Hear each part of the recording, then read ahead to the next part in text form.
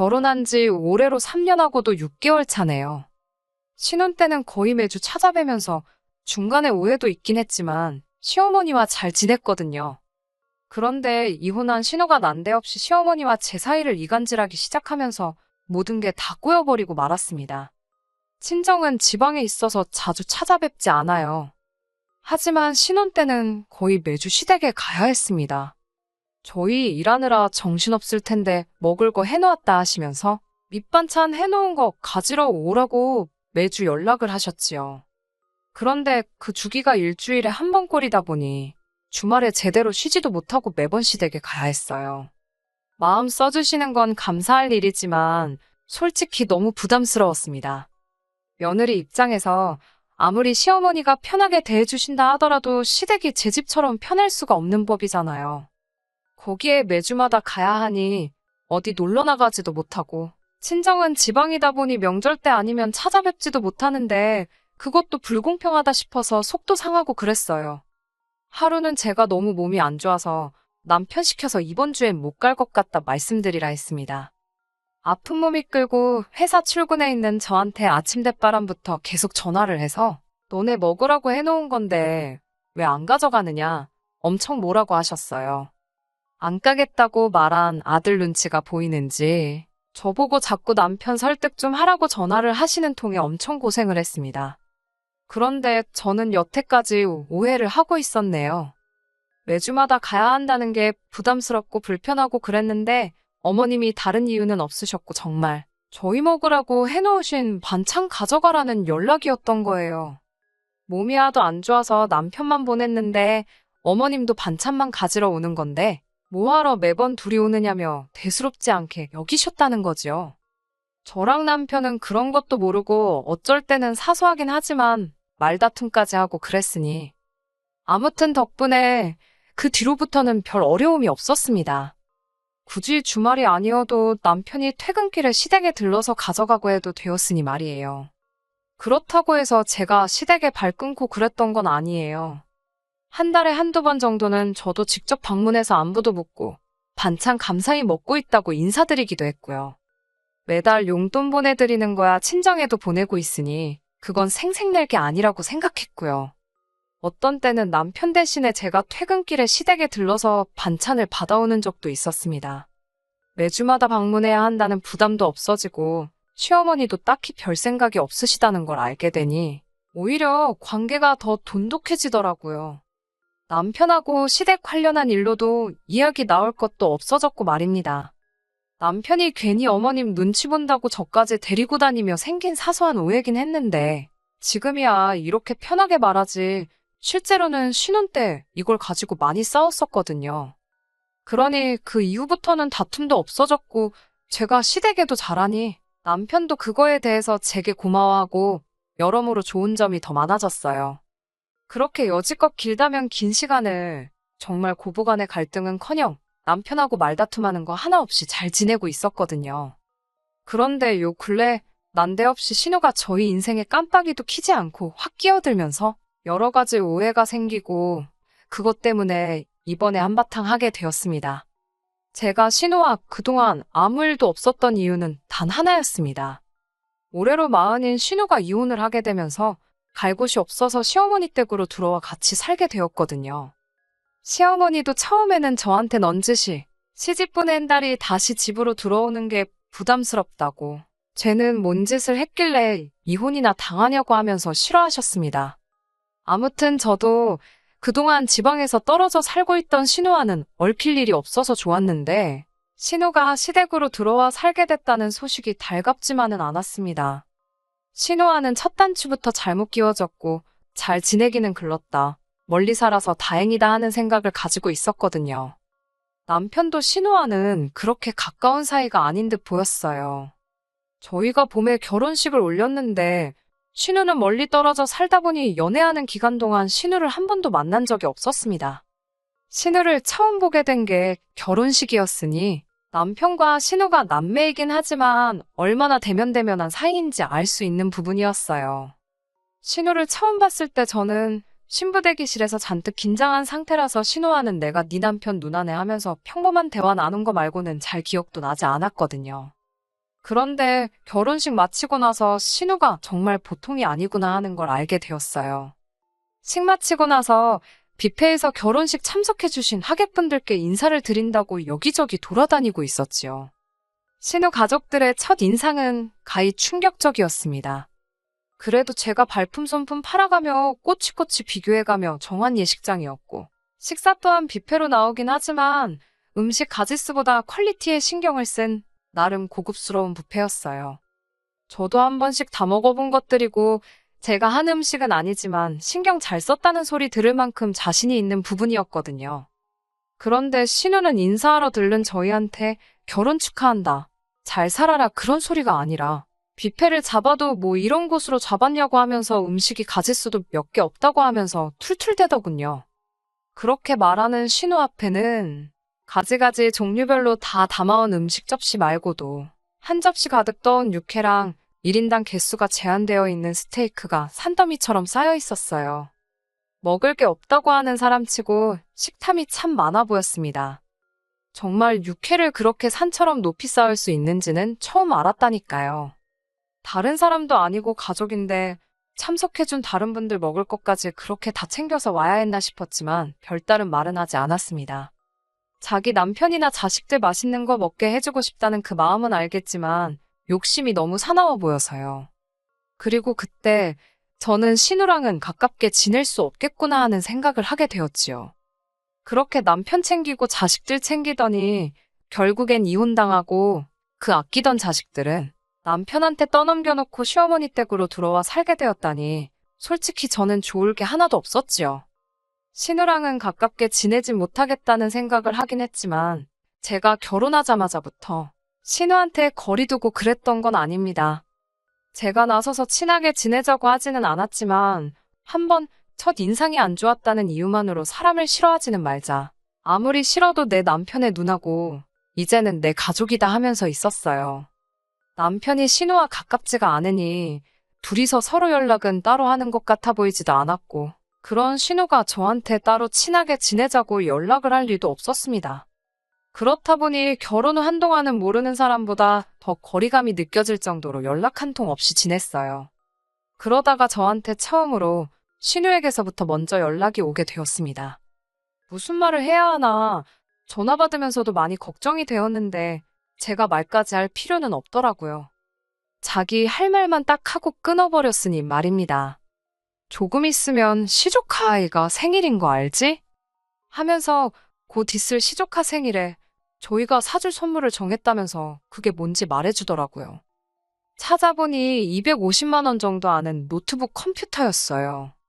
못 사줄 것도 아니었지만 솔직히 신우의 태도가 조금 거슬렸어요. 뭐 맡겨놓은 것도 아니고 저도 안 하긴 했지만 여태 인사 한마디도 안 하고 전화 걸었으면서도 안부 한번 묻지 않고 돈 내놓으라는 듯이 지 할 말만 하고 끊어버렸으니 말입니다.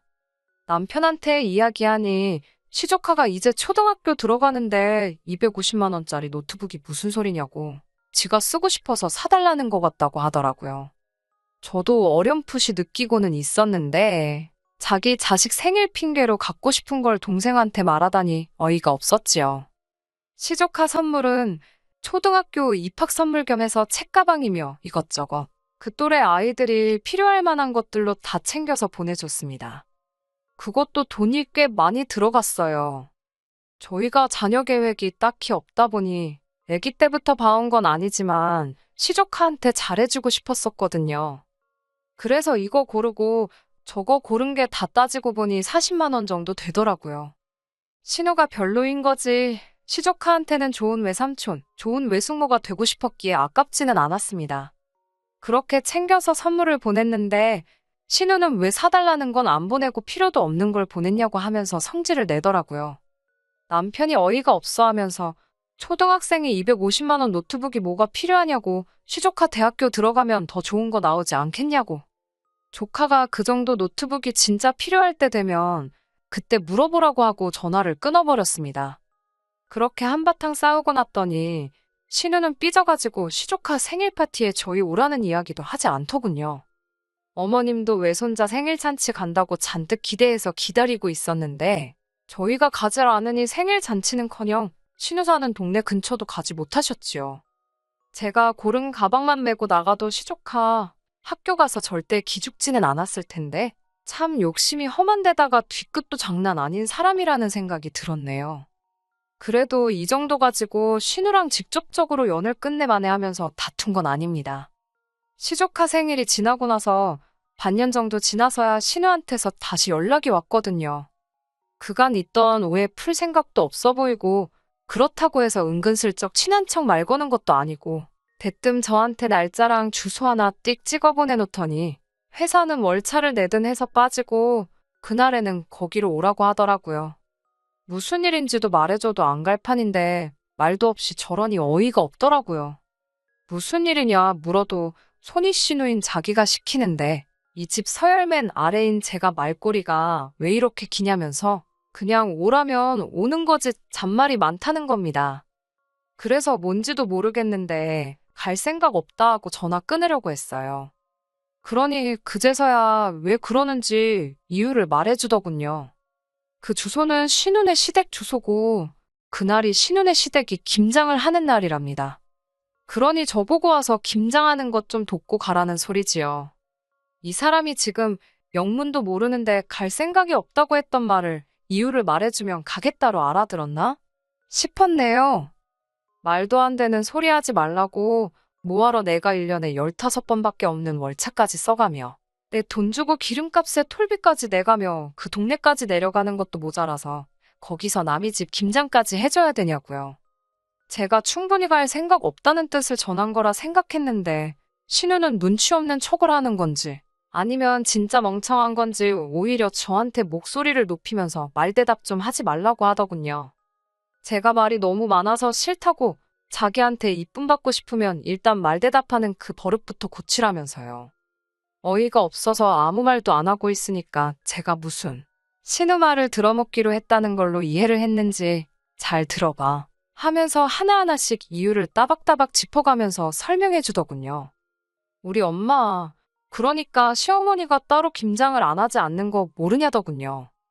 무슨 소리를 하려는가 했더니 며느리가 시댁 김장해주는 건 당연한 일이 아니겠냐고 하면서 그런데 저는 시댁 김장을 갈 일이 없으니 시댁 식구 중 한 명인 자기의 김장을 당연히 도와야 된다고 하더라고요.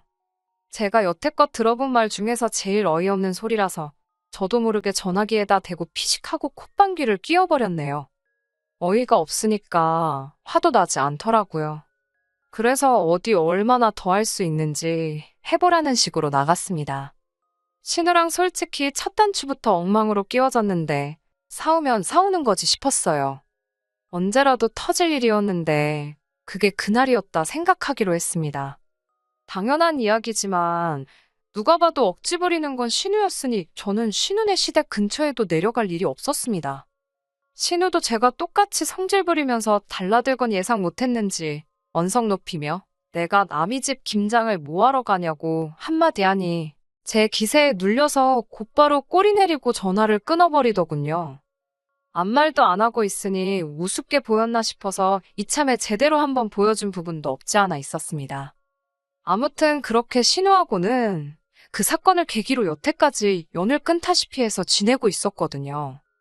그나마 한결 마음이 편하게 만들어졌던 건 신우가 마음 먹고 가지 않으면 엄두조차 나지 않는 먼 곳에 살고 있다는 사실이었는데 이제 시댁으로 들어오게 되었으니 내심 신경이 쓰이긴 했습니다. 신우가 시댁으로 들어오고 나서 처음 남편하고 둘이서 같이 시댁에 갈 일이 생겼습니다. 시어머니는 평소 때처럼 저희를 반갑게 맞이해 주셨고요. 신우는 뭐가 그렇게 불만인지 입이 대빨 나와서 저희가 왔건 말건 신경도 안 쓰고 멀리서 노려만 보고 있더라고요.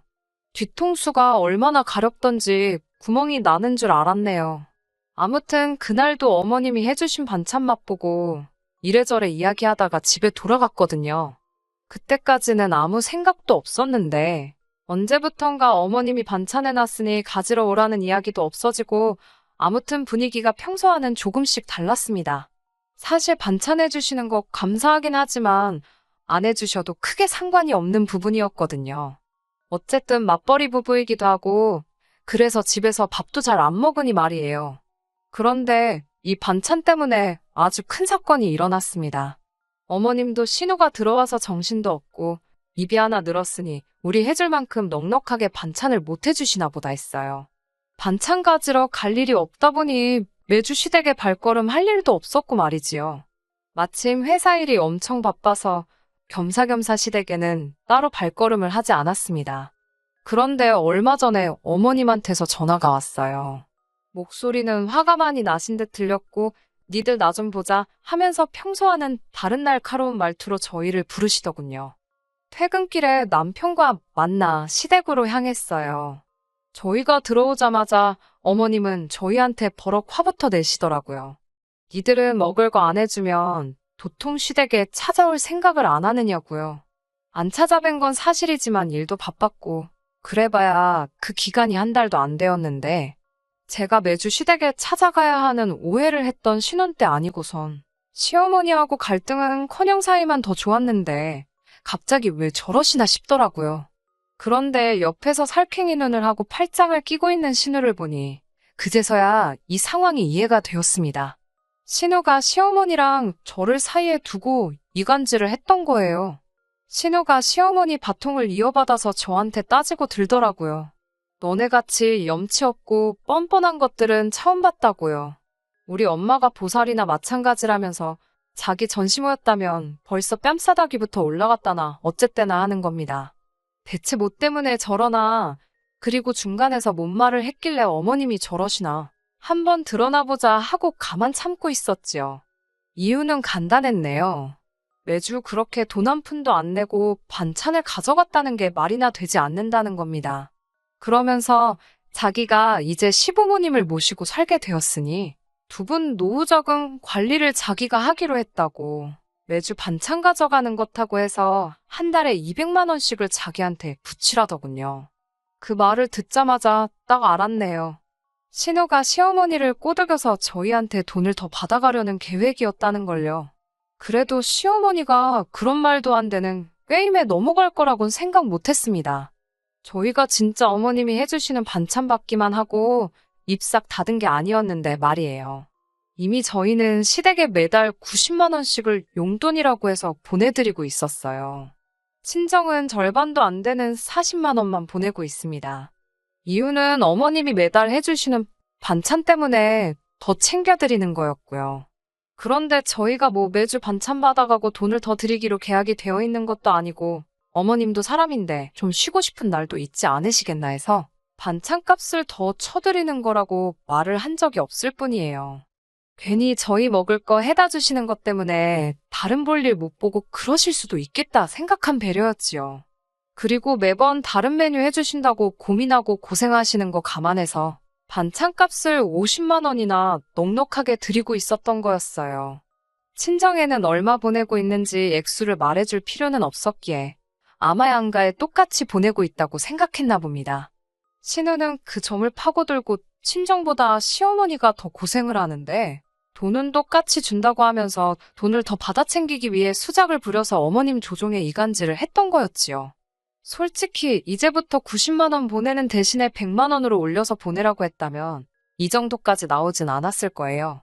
한 달에 세상 누가 밑반찬 사 먹는데 200만 원이란 돈을 쓰겠어요? 그 돈이면 매일같이 외식을 해도 그것보다 싸게 나올 텐데 말이지요. 그래서 저도 세게 나갔습니다. 어머님한테 따로 말씀 안 드렸다고. 친정에 매달 40을 보내고 있고 어머님 반찬 해주시는 거 감안해서 90을 드리고 있었던 거라고요. 사실 저희도 어머님이 해주시는 반찬 맛있고 감사하게 잘 먹었지만 너무 고생하시는 것 같아 부담스러웠다고. 그러니 이제 그냥 안 해주셔도 된다고 했어요. 그리고 보내던 용돈은 이제 친정하고 똑같이 보내드려야겠다고 했지요. 이번 달은 해주신 게 없으니 이번 달 보내드리는 것부터 40을 보내겠다 했습니다. 사실 저희도 맞벌이하지만 이제 차도 새로 한 대 바꾸고 싶었는데 잘 된 것 같다고 했지요. 사실은 시어머니한테까지 이러고 싶은 생각은 없었지만 그걸 어줍잖게 해명하고 그러는 것보다 이렇게 돌직구를 날리는 게 더 효과가 좋겠다 생각했어요. 어머님이 신우 말 듣고 조금이나마 생활비 더 받아낼 수 있겠구나 싶으셨나 본데 오히려 돈이 줄어버리게 되었으니 잔뜩 당황해서는 신우를 쳐다보더군요. 신우가 나선다고 뭐 상황이 달라지겠나요? 자기 이혼당해서 밥값도 못하게 된 거 부모한테 빌붙어서 살겠다는데 제 몫은 해내지 못할 것 같으니 애꿎은 저희한테 한 달에 100만 원씩이라도 더 뜯어가려던 계획은 무참히 깨져버리고 말았습니다. 오히려 일을 망쳐버린 신우가 이래선 안 되겠다 싶었는지 마지막 최후의 발악을 하기 시작하더군요. 저한테 삿대질을 막 하기 시작하더니 따지고 보면 저 때문에 자기가 이혼을 당한 거나 마찬가지라고 하면서 위자료 차원으로 저희가 매달 신우한테 생활비를 보내야 한다 우기더군요. 자기도 저처럼 회사 생활하면서 자기 시댁에 생활비 보내주고 했으면 식모살이가 아니라 귀한 며느리 대접을 받았을 거라면서요. 그런데 그러질 못했으니 자기는 몸으로 때워야 했는데 그날도 저한테 김장 좀 도와달라 부탁을 했는데 제가 안 오지 않았냐며 그때부터 자기가 자기 시댁에서 미움을 받기 시작했다는 겁니다. 거기에 자기 아들한테 노트북 안 사준 이야기까지 하며 그 노트북만 사줬어도 아들이 자기를 더 따랐을 것이고 양육권 분쟁에서도 자기가 이겼을 거라는 말도 안 되는 소리를 늘어놓더라고요. 그러니 저 때문에 시댁에 미움 사고 이혼당하고 자식까지 빼앗기고 저 때문에 인생이 망했답니다. 참으로 어처구니 없는 소리가 아닐 수가 없었지요. 남편이 나서서 신우한테 억지 부리지 말라는 식으로 한마디 하려고 하길래 제가 막아서고 신우한테 직접 한마디 했어요. 내가 남의 집에 가서 김장을 해야 할 이유도 모르겠고 왜 그것 때문에 신우 인생이 망했다는 말을 할 수 있는지도 모르겠다고 했습니다. 다만 하나 알겠는 건 지금 하고 있는 행동들로 봐서 왜 이혼을 당했는지, 왜 아이가 남편 쪽에 남게 되었는지는 알겠다고요. 신우한테 홀랑 넘어가 이 사단을 낸 시어머니도 그 상황에선 제가 틀린 말 한 게 없으니 신우 편은 못 들고 가만히 계시더군요.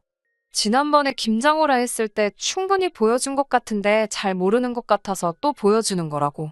나는 언니처럼 참을 거 다 참고 속에 담아두지 않고 할 말 다 하는 사람이라고요. 더 할 말 없으니 이 정도에서 그냥 끝내겠지만 제가 얼마나 더 할 수 있는지 궁금하면 어디 계속 해보라고 말했어요. 그리고 그냥 남편 데리고 집으로 돌아왔습니다. 어머님께는 죄송하지만 앞으로 해주시는 반찬은 사양하기로 했어요. 어머님 반찬 없다고 저희가 식사를 못하는 것도 아니고 퇴근길에 반찬만 가져가도 되지만 시간 뺏기는 건 틀린 말이 아니었으니까요. 솔직히 조금 부담스러웠던 것도 사실이고 말입니다. 어머님은 매달 받는 용돈이 줄은 것에 대해서는 서운해하시는 것 같지만 직접 말은 하지 않으시네요. 사실 이 일을 계획한 건 신우였지만 일을 더 크게 만든 건 어머님도 일조를 했으니 그 정도는 제가 너무했다 생각하지 않아요. 신우도 충분히 정신 차렸으면 멀쩡히 잘 지내는 동생네 부부한테 생활비 뜯어낼 게 아니라 그렇게 직장을 가지지 못했던 게 한이라 했으니 이제 정신 차리고 일을 시작하겠지요. 그럼 이혼당한 자식 거두어준 부모님께 생활비라도 보태드리는 효도라도 하지 않겠어요? 조금 우여곡절이 많았지만 이제 모든 게 제자리로 돌아왔다는 생각이 드네요. 저희도 이제 효도보다는 어차피 아이 없이 결혼 생활 하기로 했으니 좀 더 저희들 삶의 시간을 쏟아보려고 합니다. 끝까지 들어주셔서 감사합니다. 오늘의 사연은 여기까지입니다. 구독과 좋아요, 알람 설정 부탁드리고 더 좋은 사연으로 다시 찾아뵙겠습니다. 감사합니다.